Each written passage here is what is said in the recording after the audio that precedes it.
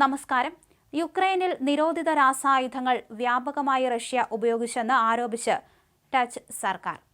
സൈനികരെ ട്രഞ്ചുകളിൽ നിന്ന് പുറത്താക്കാൻ ഡ്രോണുകളിൽ നിന്ന് ഒരു ശ്വാസം മുട്ടിക്കുന്ന ഏജന്റ് ഇടുന്നത് ഉൾപ്പെടെ പലതും റഷ്യ ചെയ്തു. ഈ സാഹചര്യത്തിൽ മോസ്കോയ്ക്കെതിരെ കർശനമായ ഉപരോധങ്ങൾ ഏർപ്പെടുത്തണമെന്ന് ഡച്ച് പ്രതിരോധ മന്ത്രി റൂബൻ ബ്രെക്കൽമാൻസ് ആവശ്യപ്പെട്ടു.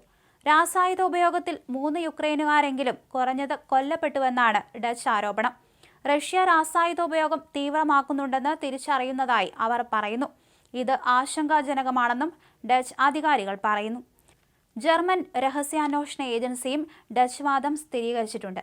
ഒന്നാം ലോക മഹായുദ്ധ സമയത്ത് ജർമ്മനി ആദ്യമായി ഉപയോഗിച്ചതുമായ ഒരു രാസസംയുക്തമായ ക്ലോറോപിക്രിൻ റഷ്യ ഉപയോഗിച്ചതായി അമേരിക്ക ആദ്യം ആരോപിച്ചിരുന്നു. കഴിഞ്ഞ വർഷം മെയ് മാസത്തിലാണ് ഇത്.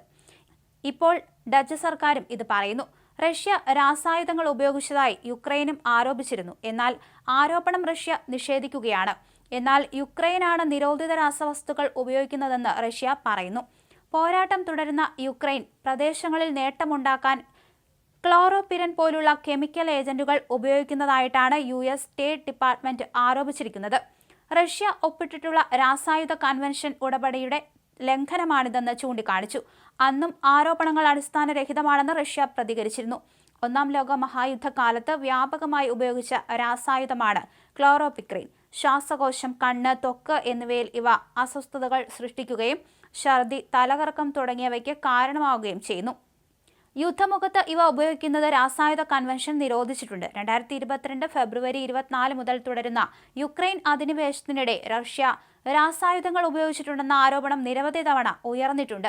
അഫ്ഗാനിസ്ഥാനിലെ താലിബാൻ ഭരണകൂടത്തിനോട് കൂടുതൽ അടുത്ത് റഷ്യ എത്തിയെന്നുള്ള വാർത്തയാണ് പിന്നീട് പുറത്തുവന്നത്.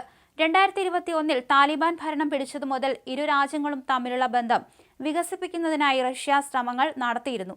ഇതിനിടയിലാണ് താലിബാൻ ഭരണകൂടത്തിന് ഔദ്യോഗികമായി അംഗീകരിച്ച ആദ്യ രാജ്യമായി റഷ്യ മാറിയിരിക്കുന്നത്.